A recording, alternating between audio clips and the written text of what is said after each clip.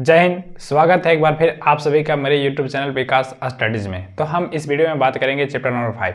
अगर इससे पीछे हम ऑलरेडी 4 चैप्टर कंप्लीट करा चुके हैं, अगर आप उसको नहीं देखे हैं तो पहले जाकर के उसको देखेंगे। आज चैप्टर नंबर 5 का बेसिक इंट्रोडक्शन है। अगर प्रैक्टिस देखे या ना देखे, लेकिन बेसिक इंट्रोडक्शन देखना जरूरी है, ठीक है। आज हम चैप्टर 5 के बारे में देखेंगे। चैप्टर नंबर 5 क्या है? एलसीएम है। एलसीएम क्या होता है? देखिए एलसीएम क्या होता है, ठीक है।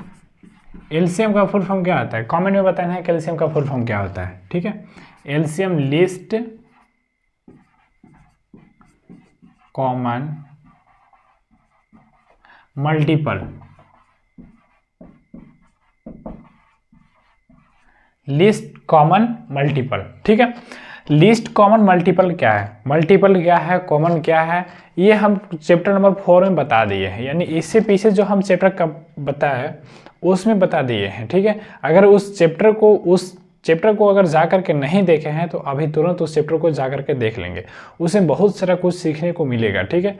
ऐसा बहुत सारा जो पॉइंट है जो इसमें नहीं हम डिस्कस करेंगे, लेकिन उसमें कर दिए हैं, लेकिन इसमें यूज़ होगा। यानी वो जो पॉइंट हम उसमें डिस्कस किए हैं वो पॉइंट यहाँ पर यूज होगा, ठीक है। तो एलसीएम क्या होता है? देखिए एलसीएम क्या बता रहा है? Common multiple. पहले मल्टीपल क्या होता है? जैसे 2 1 ज़ा 2, 2 2 ज़ा 4, 2 2 ज़ा 4, ऐसे होता है ना। ये क्या है?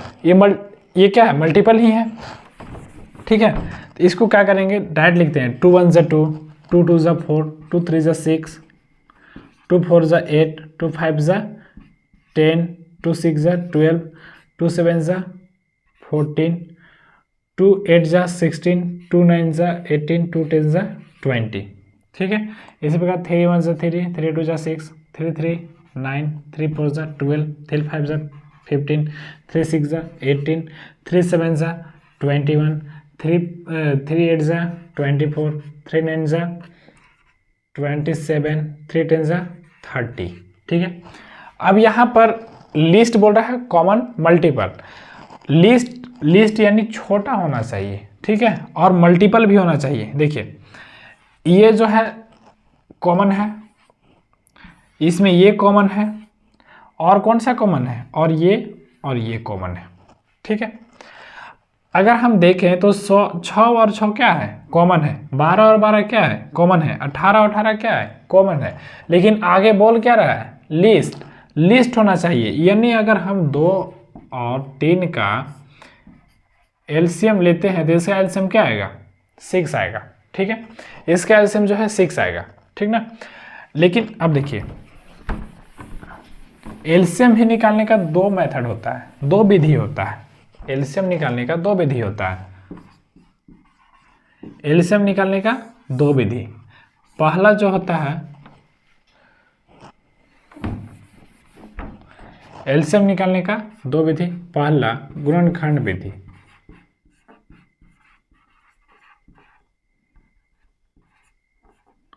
गुणनखंड विधि। और दूसरा जो होता है भाग विधि। गुणनखंड विधि क्या है? यहाँ पर देखिए हम एग्जांपल ले रहे हैं, जैसे 12 और 24। इसको गुणनखंड विधि द्वारा कैसे बनाएंगे? गुणनखंड विधि द्वारा कैसे बनाएंगे? तो करना कुछ नहीं है, 12 का अलग निकालना। जैसे 2 6 12, 2 3 6 और 3 एक बार में चला जाएगा, ठीक है। इसी प्रकार 24 आता है। 24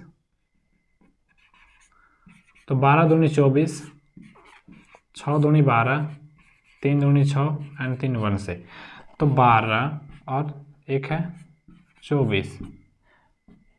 12 का क्या आ गया? 2 into 2 into 3, 2 into 2 into 2 into 3, ठीक है। अब इसमें क्या कह रहा है कि कॉमन होना चाहिए, ठीक है। देखिए जिसका पेयर बन जाएगा उसको एक निकालेंगे। जैसे यहाँ पर 2 है, यहाँ पर 1 लिखेंगे। यहाँ पर 2 यानी 2 और 2 4 है, 4 हो जा रहा है ना। 2 यहाँ पर, 2 यहाँ पर, 2 2 4। लेकिन यहाँ पर 2 गो है, 2 जो है 2 गो है, तो यहाँ 1 गो लिखेंगे। यहाँ पर भी 2 कितना है? 2 है, तो यहाँ से 1 लिखेंगे। अब जो जिसका पेयर नहीं बना है, यहाँ भी पेयर बन रहा है, ठीक है, इसमें भी जिसका पेयर नहीं बना है उसको लिख देंगे, और यहाँ पर 3, ठीक है, 24 का 3, ठीक है, समझ में आ गया।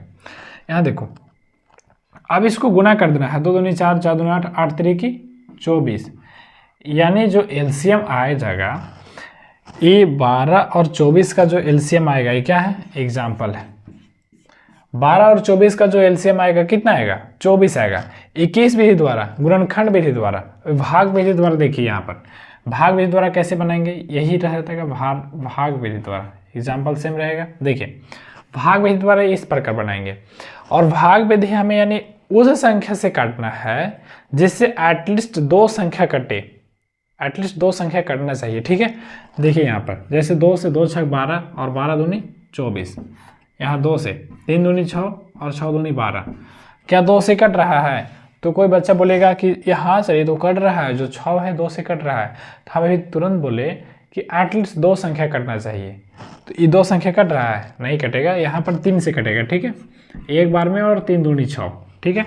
अब सभी यहाँ पर सभी संख्याओं को क्या कर देंगे, गुणा कर देंगे। अब गुणा कर देंगे, 2 दूनी 4, 4 3 12, 12 दूनी 24, यानी इसका जो एलसीएम मोस्टली हम जब भी इस क्वेश्चन में जितना भी चैप्टर में यूज़ करेंगे, हम भाग विधि का यूज़ करेंगे, ठीक है। देखिए इसका भी एलसीएम 24 आया और इसका भी एलसीएम 24 आया, यानी इट मीन्स कि जो कोई भी मेथड से करें, गुणनखंड विधि से करें या भाग विधि से करें, आंसर में कोई बदलाव नहीं होगा, आंसर में कोई परिवर्तन नहीं होगा, ठीक है। देखिए एक और एग्जांपल ले लेते हैं।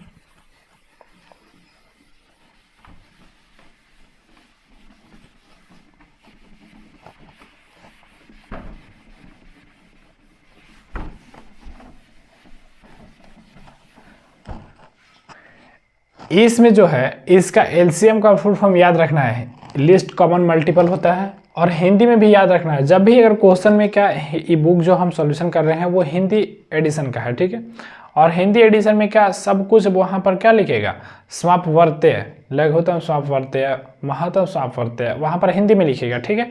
तो इतना अंडरस्टूड होना चाहिए कि इंग्लिश और हिंदी दोनों में समझना चाहिए, ठीक है। तो नाम है, नाम दोनों हिंदी या इंग्लिश दोनों में समझ लेना चाहिए, ठीक है। एग्जाम्पल ले लेते हैं, जैसे यहाँ पर 18 है और 6 है, इसका एलसीएम कैसे बनाएंगे, तो बस भाग विधि लगा दे रहे हैं, भाग 9 दूनी 18 और 3 दूनी 6, यहाँ 3 से 3 3 9, एक बार में। अब नहीं लगेगा तो गुना कर देंगे, क्या हो जाएगा, 3 3 9 दूनी 18, ठीक है, यानी 18 हो जाएगा, ठीक ना। तो ये रहा एलसीएम, ठीक है।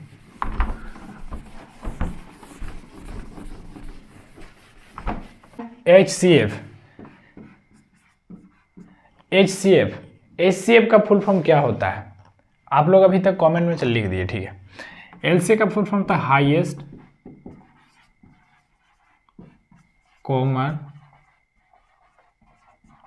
फैक्टर, एलसीएम फैक्टर लिख दिए क्या, वहाँ पर फैक्टर लिख दिए थे, अगर वहाँ पर फैक्टर लिख दिए होंगे तो उसको मल्टीपल कर लेना है, ठीक है, मल्टीपल हो जाएगा, ठीक ना। जैसे यहाँ पर लिख ही देते हैं, अगर एलसीएम का फैक्टर लिख दिए होंगे तो उसका क्या होता है, एलसीएम का फुल फॉर्म होता है लिस्ट कॉमन मल्टीपल। एलसीएम का फुल होता है लिस्ट कॉमन मल्टीपल, ठीक है। अगर वहां पर फैक्टर लिख दिए होंगे तो इसको काट लीजिएगा, ठीक ना। अब आता है HCF। HCF क्या होगा, देखिए HCF का फुल होता है हाईएस्ट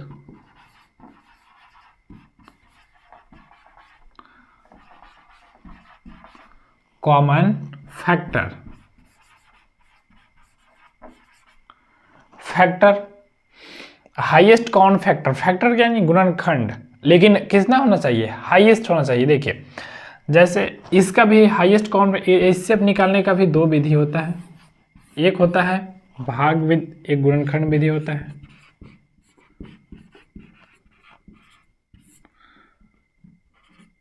गुणनखंड विधि और दूसरा होता है भाग विधि।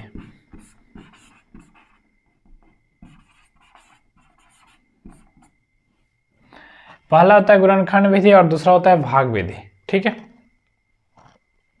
देखिए गुणनखंड विधि क्या होता है और भाग विधि क्या होता है, इसका तुरंत हम चर्चा भी कर एग्जाम्पल लेकर के समझाते हैं। जैसे यहाँ एग्जाम्पल ले लिए, गुणनखंड विधि से 16 और मानो 12 और 18 ले लेते हैं, 12 और 18 ले लेते हैं। ठीक है, 12 और 18 एग्जाम्पल ले लिए। अब देखिए यहाँ पर इसको पहले गुणनखंड विधि से बनाते हैं। ठीक है, गुणनखंड विधि क्या कहता है, गुणनखंड विधि से बनाएंगे। इन पहला क्या गुणनखंड विधि से बना रहे हैं। ठीक है, तो 2 छक 12, 2 तिया 6 एंड 3 किसी से नहीं कटेगा। ठीक है, इसी प्रकार 18 का 9 दूनी 18 और यहाँ पर 3 से 3 तिया 9 और 3 से एक बार में यहाँ भी लगा सकते हैं, 3 से एक बार में। ठीक है, यहाँ आता है 12 और 18, 12 का क्या हो जाएगा 2 इंटू 2 इंटू 3, 18 का क्या हो जाएगा 2 इंटू 3 इंटू 3। अब देखिए यहाँ भी 3 है और यहाँ भी 3 है, लेकिन इसमें सबसे बड़ा हाईएस्ट कॉमन फैक्टर, हाईएस्ट और कॉमन, यानी हाईएस्ट भी होना चाहिए और कॉमन भी होना चाहिए। पहला तो कॉमन ये है और दूसरा कॉमन ये है। ठीक है, और पहला कॉमन जो 2 है वो 3 से क्या है छोटा है, यानी 3 जो है 2 से बड़ा है, हाईएस्ट है। तो अभी यहाँ पर HCF क्या हो जाएगा, HCF 3 हो जाएगा। ठीक है, अगर इसी को हम भाग विधि से बनाते हैं, तो क्या है 12 एंड 18। ठीक है, अगर इसको भाग विधि से हम सॉल्व करते हैं तो पहले छोटा से बड़ा में भाग देंगे, एक बार में लगेगा 12, यहाँ से 6 में से 2, 8 में से 2 गया 6। अब देखिए यहाँ पर ये 6 आ गया, भाग लगेगा 12 से, नहीं लगेगा। तो अब 6 को 12 से भाग देना है, यानी 6 से 12 को भाग देना है। अब 6 से 12 को भाग देना है। ठीक है, तो 2 बार में कट गया। किस में कटा, कहाँ पर कटा, अच्छा यहाँ पर कॉमन फैक्टर है ना, तो इसको गुना कर देंगे। ठीक है, यहाँ पर इससे क्या हो जाएगा, यानी 2 इंटू 3 क्या हो जाएगा 6। ठीक है, अभी यहाँ पर कहाँ पर कटा, इसमें कटा, और जिसमें अगर पूरी कट जाता है तो वही HCF हो जाएगा, वही क्या हो जाएगा HCF हो जाएगा। ठीक है, जैसे इसमें कटा तो इसका इधर वाला भाग लेते हैं, इसको लेंगे, यहाँ 6 था तो इसको लेंगे। ठीक है, तो अभी HCF क्या आया 6 आया। यानी देखिए यहाँ पर ये भी हो सकता था, जैसे अगर काटे ना यहाँ पर, तो इतना ना कर करके इसको डायरेक्ट करते कि 6 दूनी 12। ठीक है, और इसको करते 3 छक 18, तो 6 और 6 दोनों में कॉमन आ जाता, जैसे देखिए यहाँ पर गुणनखंड विधि एक बार फिर से समझ लीजिए। गुणनखंड विधि 12 है और 18 है। ठीक है, इसको समझना है। देखिए इसको ऐसे लिख सकते हैं 2 छक 12, ठीक है, 3 छक 18। 2 और 3 तो कॉमन नहीं है, एक तो कॉमन नहीं है ना, ये कॉमन मिला 6 यानी सबसे बड़ा भी है, हाईएस्ट भी है और कॉमन भी है। ठीक है, तो HCF क्या हो जाएगा 6 हो जाएगा। ठीक है, समझ में आया होगा। ठीक है, तो ये दोनों नियम समझा दिए। अब एक आता है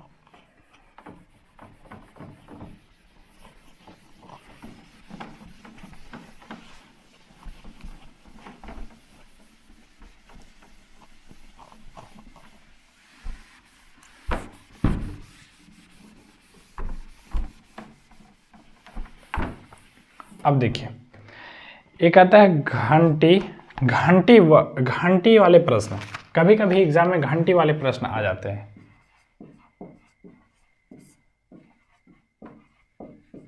घंटी वाले प्रश्न, अब घंटी वाले प्रश्न क्या दे देगा, बोलेगा एक जो, जैसे कभी स्कूल में गए होंगे, देखे होंगे कि क्या रहता है, एक ऐसा बेल रहता है जो अपना ही बजता है, अपना ही बजता है, अपने ही इसको कोई इसमें टाइम सेट रहता है और अपना ही बजता है, ठीक है। और इस प्रकार से 3 बेल है, 3 घंटी है, ठीक है, 3 घंटी है, ये अपने ही टाइम से। एक जो है, एक बजता है 10 मिनट बाद, दूसरा बजता है 12 मिनट बाद, और तीसरा बजता है 18 मिनट बाद। और ये दोनों एक साथ बजते हैं, ये दोनों एक साथ कितना बजे बजते हैं, ये दोनों एक साथ 10 बजे बजते हैं, 10 बजे। यानी 10 जब बजता है तो ये दोनों एक साथ बज जाते हैं। तो अगली बार यह कब एक साथ बजेंगे? तो जब भी अगर ऐसा क्वेश्चन एग्जाम में दिख जाए तो कुछ नहीं करना है, देखिए 10, 12 और 18 का एलसीएम लेना है, ठीक है। तो 2 से कट जाएगा, 4 दूनी 12, 9 दूनी 18, ठीक है। 3 दूनी 6, कटेगा नहीं कटेगा, 2 से नहीं कटेगा, ठीक है, 3 से कटेगा। यानी हम क्या बताएं कि एटलीस्ट 2 डिविजिबल होना चाहिए, यहाँ पर 2 नहीं हो रहा है, 3 से कटेगा, ठीक है। 5, 3 दूनी 6 एंड 3 तिया 9। अब देखिए इसका एलसीएम क्या आ जाएगा, 2 गुने 3 गुने 5 गुने 3, और यहाँ एक और छूट गया 2, ये आ जाएगा। तो इसको गुना कर देंगे, 3 दूनी 6, 6 पचे 30, 30 दूनी 60, 60 तिया 180, 60 तिया कितना हो जाएगा 180। अगर नहीं आता है तो फिर इसे 60 गुने 3 कर लेंगे, 6 3 18, एक 0 है तो 0 यहाँ पर 80, ठीक है। 60 तिया 120, सॉरी 180। अब ये क्या चीज़ में है, ये मिनट में है, बोल क्या चल रहा है, घंटा में बोल रहा है कि एक 10 बजे बजता है, तो इसको पहले आवर में चेंज कर देंगे, ठीक है। आवर में चेंज करने के लिए हमें 60 से डिवाइड देना होगा, 0 से 0 कटेगा और 6 3 18, तो यानी 10 बजे एक साथ बज रहे थे। ये तीनों घंटी जो है एक साथ 10 बजे बजता है। अब 3 आवर बाद फिर एक साथ बजेगा, तो इसमें 3 को हम ऐड कर देंगे तो कितना हो जाएगा 0 0, यहाँ 10 और 3 13 बजता है। लेकिन 13 इट मीन्स कि 1 बजता है, कितना बजता है 1 PM। यानी जब 1 बजेगा तो पुनः ये तीनों घंटे जो हैं एक साथ बजेंगे, ठीक है। समझ में आया? देखिए एक और कोई और क्वेश्चन ले लेते हैं, एक और, ठीक है।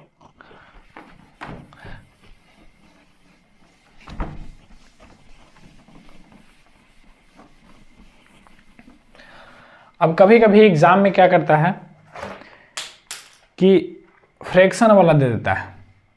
अब कभी कभी बोल देगा, ये भी देख लेते हैं, जैसे कभी कभी एग्जाम में भिन्नों का लसा और मसा, इसको भी देख लेते हैं। भिन्नों का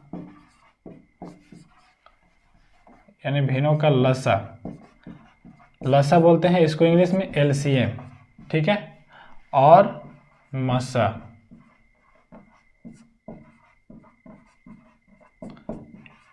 HCF, ठीक है। अब क्या कर देगा, कभी कभी दे देगा फ्रैक्शन में, जैसे फॉर्मूला पहले लिख देते हैं, भिन्नों का लसा, पहले भिन्नों का लसा, भिन्नों का लसा का फॉर्मूला हो जाएगा कि अंश का लसा, अंशों का लसा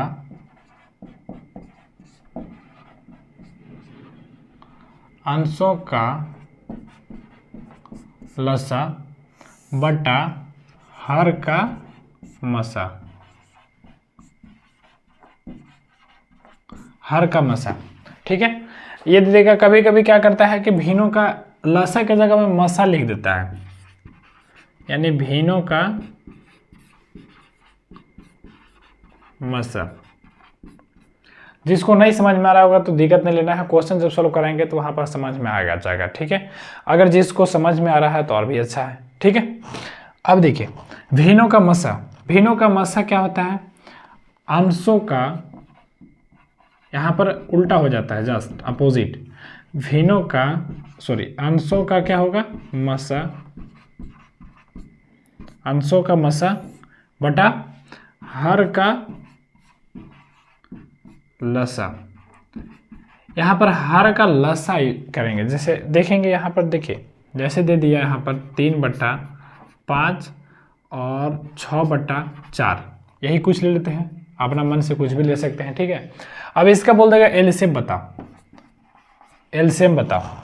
एलसीएम कैसे बताएगा एलसीएम कैसे कोई बताएगा? यहाँ पर तो पहले सब कुछ जो सीखा है वो तो फ्रैक्शन में नहीं सीखा है, इंटीजर नंबर में सीखा है, और यहाँ पर किस में दे दिया? फ्रैक्शन में दे दिया।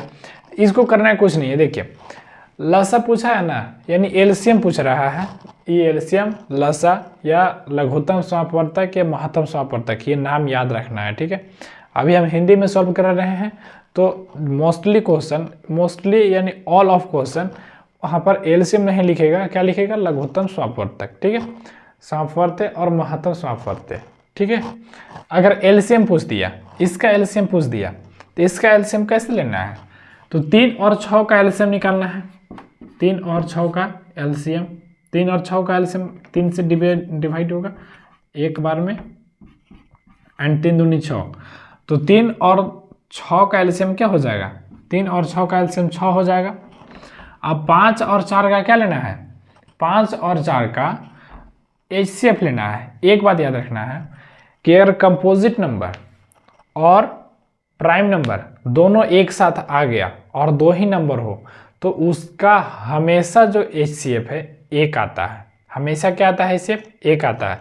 नहीं विश्वास, यहाँ सॉल्व करके दिखा दे रहे हैं, ठीक है। जैसे इसका एचसीएफ निकाल रहे हैं, एक बार में कटा, एक बार में 4, 1 आया, 1 से 4 बार में, 4 बार में कट गया, एचसीएफ 4 आया। तो एचसीएफ हम क्या लिखे? हर का मसा, यानी हर का मसा एचसीएफ भी यहाँ कर लो, कोष्ट में, समझ में आएगा। एलसीएम यहाँ भी कर लो, समझ में आएगा।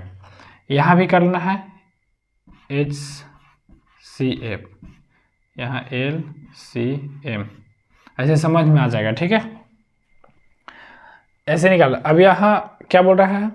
लसर एलसीएम निकाल रहे थे, तो बटा में क्या लेंगे? बटा में एचसीएफ लेंगे। एचसीएफ कितना आया है? 1 आया है। एचसीएफ 1 आया है, तो 1 को माइनस रहता है, 6 हो जाएगा, ठीक है। समझ में आया? ऐसे ही सवाल रहेगा, ठीक है। तो मिलते हैं नेक्स्ट क्लास में।